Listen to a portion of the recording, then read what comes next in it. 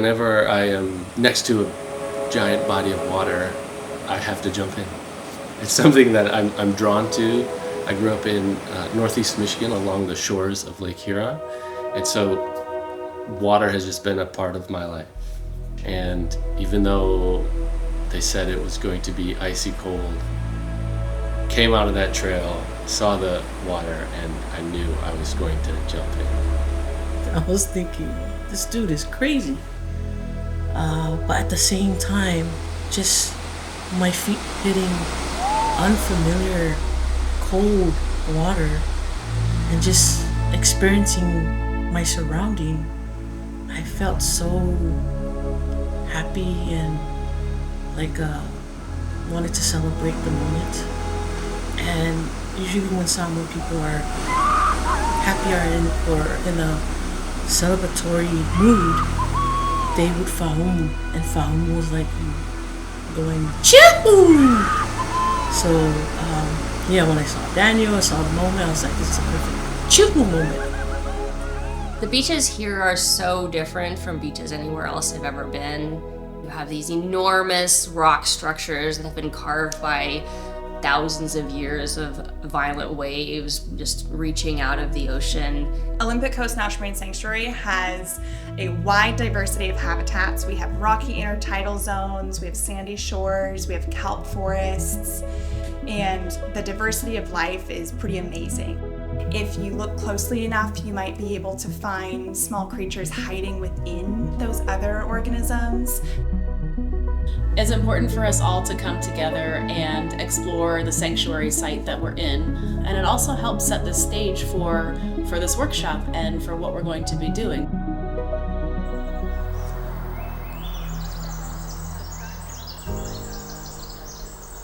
The goal of the Design and Build workshop is to bring the educators from the Teacher at Sea Alumni Association, from our National Marine Sanctuaries, and from the Olympic Coast together in one place to learn how to build a pufferfish ROV. I have always been really intimidated by robotics, so I really wanted to get into this workshop so that I could get over that intimidation factor, that I would feel comfortable enough helping my students to build an ROV, to be able to use those ROVs in the field. And it's been something that's missing in my teaching. One of the things that I really value about STEM, science, technology, engineering, and integrating math is that there's a lot of different skills and there's a lot of different applications for that field. And so since I work at a school that's trying to prepare students for a lot of different career pathways, I appreciate opportunities that will bring in a wide range of skills. ROVe has created a new sense of active responsibility for our students.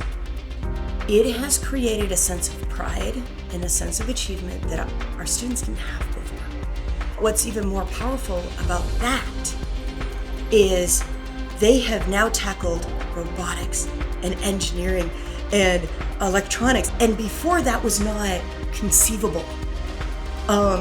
They didn't think they could do this, and now they can, and they know it.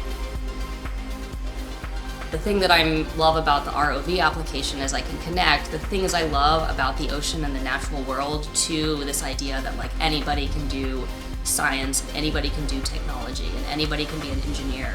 There's all kinds of skills and creativity that go into those things. And so helping students see themselves as being successful as well as getting to experience the joy of like all the wonders of the ocean is really important to me, and it was one of the things I most love about teaching. When we're teaching kids underwater robotics and building ROVs, what we're really doing is we're empowering them to see the world underwater and connect with it.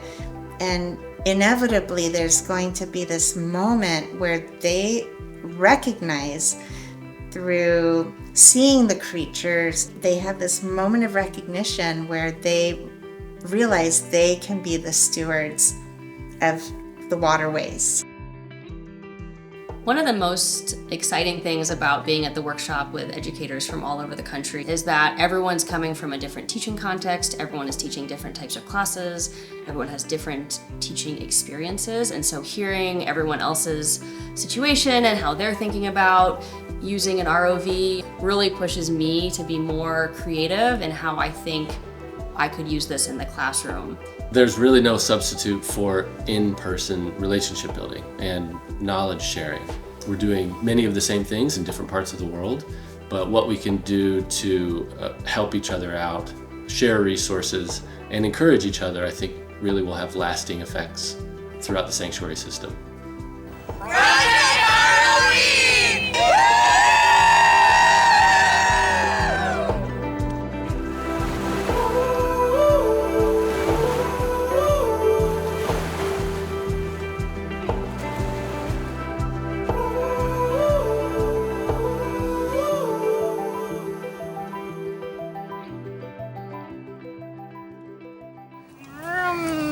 Pew, pew, pew.